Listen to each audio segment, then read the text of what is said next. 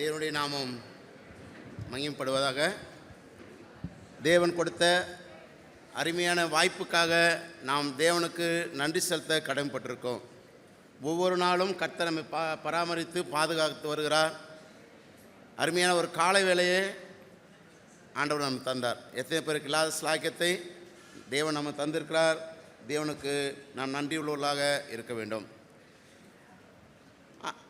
காலை வேளை தியானத்துக்காக மத்தேயு சுவிசேஷ புஸ்தகம் 6ஆம் அதிகாரம் நம்ம ஏற்கனவே இந்த வசனம் வாசித்திருக்கோம். மத்தேயு 6ஆம் அதிகாரம்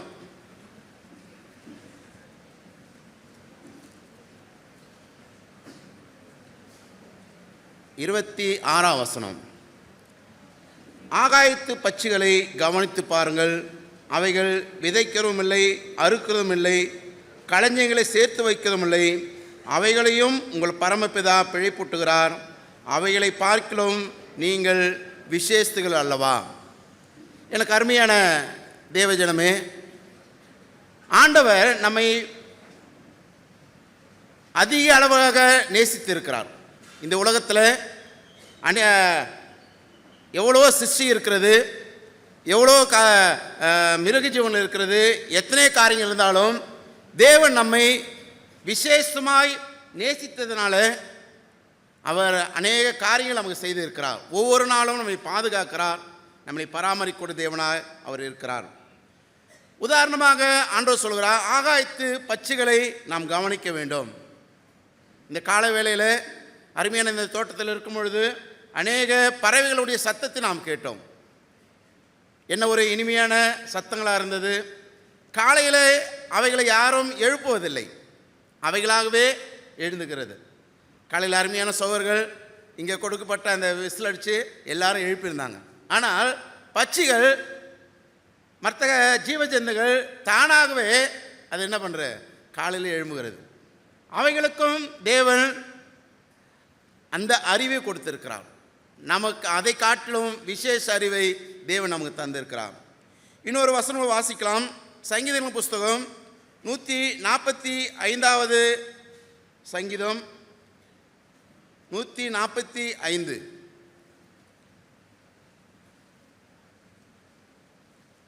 அதனுடைய 15வது வசனம். எல்லா ஜீவன்களின் கண்களும் உம்மை நோக்கி கொண்டிருக்கிறது. ஏற்ற வேளையிலே நீர் அவைகளுக்கு ஆகாரம் கொடுக்கிறீர்.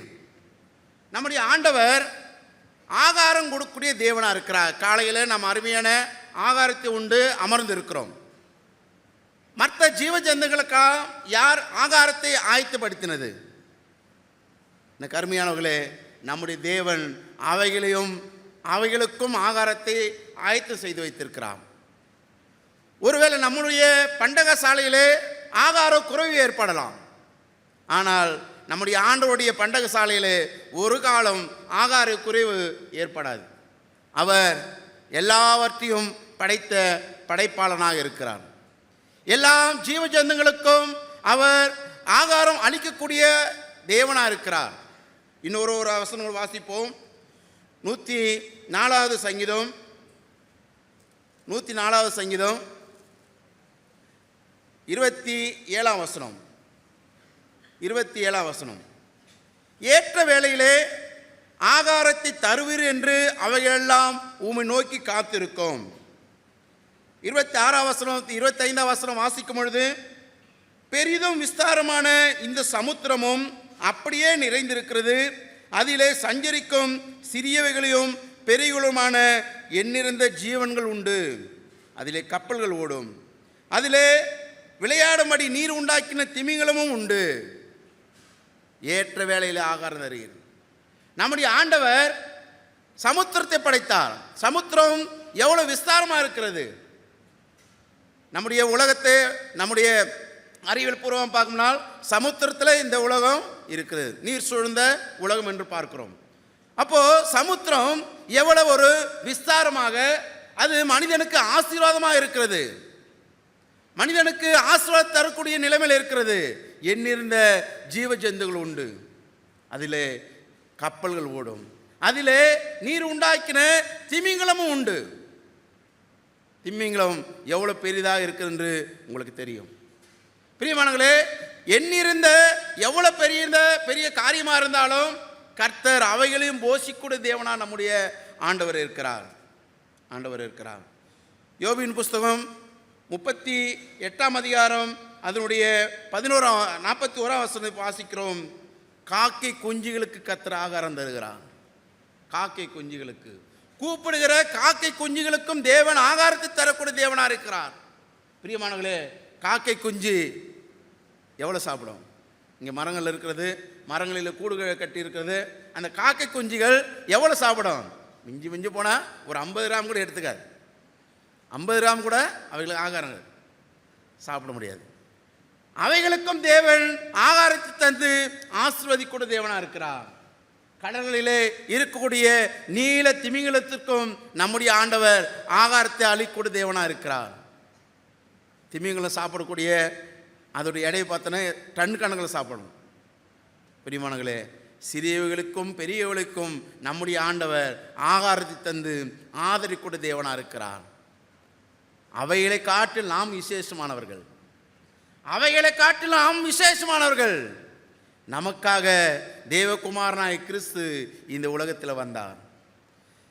நமக்காக தேவகுமாரனாய் கிறிஸ்து இந்த உலகத்தில் வந்து நம்முடைய பாவத்துக்காக மரித்து அடக்கம் பண்ணப்பட்டு 3ஆம் நாள் உயிர்த்தெழுந்து, மரணமே உன் கூர் எங்கே, பாதாளமே உன் ஜெயம் எங்கே என்று மரணத்தையும் பாதாளத்தையும் வென்றவராக உயிரோடு நம்ம மத்தியில் இருக்கிறார்.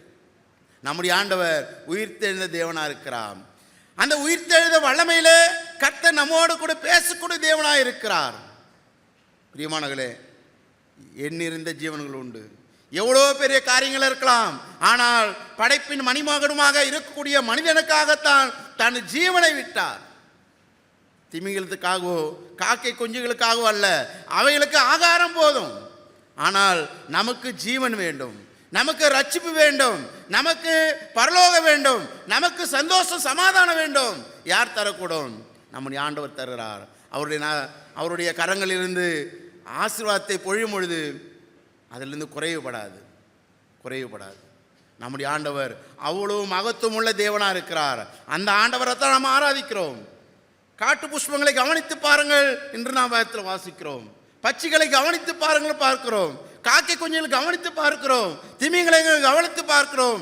காடுகளிலும் மலைகளிலும் திரியக்கூடிய ஆயிரம் மிருக ஜீவங்களை நாம் பார்க்கிறோம். அவைகளெல்லாம் கர்த்தரை நோக்கி பார்த்து கொண்டிருக்கிறது. ஏற்ற வேளையிலே அவைகளுக்கு ஆகாரம் கொடுக்க தேவனாக இருந்தார். பிரியமானவர்களே, ஏற்ற காலத்திலே கிறிஸ்து அக்கிரமக்காருக்காக மரித்தார். உனக்காகவும் எனக்காகவும் தேவகுமாரன் மரித்தார். அவைகளுக்கு ஆகாரம் கொடுக்கலாம்.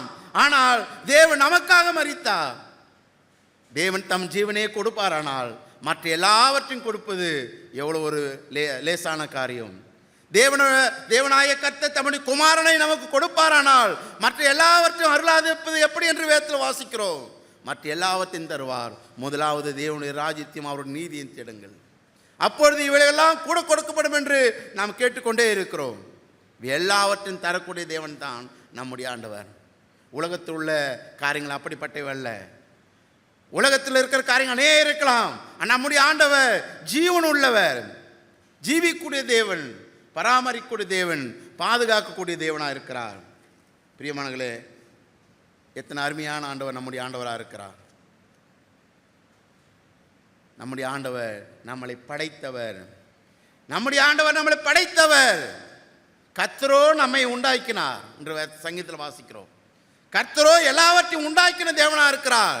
நம்முடைய ஆண்டவர் படைப்பாளன். நம்முடைய ஆண்டவர் பராமரிப்பானவர். நம்முடைய ஆண்டவர் நம்ம பராமரிக்கிறார். போக்கில வரத்திலிருந்து நம்ம காத்து வழி நடத்துகிறார். பிரியமானங்களே, அவருக்கு சர்வ வல்லமை இருக்கிறது. அவர் படைப்பாளனாக இருப்பதனால அவர் சர்வ சிருஷ்டியா இருக்கிறார். அவர் பசி ஆற்றக்கூடிய தேவனாக இருக்கிறார். சின்ன காரியங்களுக்கும் பெரிய காரியங்களுக்கும் அவர் பசி ஆற்றக்கூடிய தேவனாக இருக்கிறார். அவர் பாதுகாக்கக்கூடிய தேவனாக இருக்கிறார். கர்த்தர் நாம் பாதுகாத்ததுனால தான் இந்த இடத்துல அமர்ந்திருக்கிறோம். கர்த்தர் போய் பாதுகாத்தனால்தான் இந்த இடத்துல அமர்ந்திருக்கிறோம். எனக்கு அருமையான பிள்ளைகளே, கர்த்தர் சதா காலங்களும் உயிரோடு இருக்கிறார். நம்முடைய ஆண்டவர் மரித்து மண்ணோடு போன தேவன் அல்ல, அவர் உயிரோடு எழுந்தவர், உயிர் தெரிந்த இரட்சகர் நம் மத்தியில் இருக்கிறார். அவரை துதிப்பதற்கு நம்ம ஆவலாக இருக்க வேண்டும். காலையிலே பட்சிகளையும் மற்ற காரியங்களும் தேவனை துதித்து கொண்டிருக்கின்ற நம்ம பாடலில் பாடுகிறோம். நாம் எப்படிப்பட்ட சூழ்நிலை இருக்கிறோம். அதனால் இந்த தேவனுக்கு துதியும் சோத்திரம் ஏழுக்க நம்ம கடைப்பட்டு நம்ம எல்லாம் கண்களை மூடுவோம். ஒரு சில கர்த்தரால் ஏவப்பட்டவர்கள் கர்த்தரை சத்தத்தோடு துதிக்கும்படி நான் கேட்டுக்கொள்கிறேன். கண்களை மூடுவோம். ஆண்டவர் நம்மளை படைத்தவர், பாதுகாத்தவர், பசி ஆற்றுகிறவர், பராமரிக்கூடிய தேவனாக இருக்கிறார். இந்த ஆண்டவரை நாம் துதிப்போம், ஸ்தோத்திரிப்போம். கண்களை மூடி கர்த்தரை துதிக்கலாம்.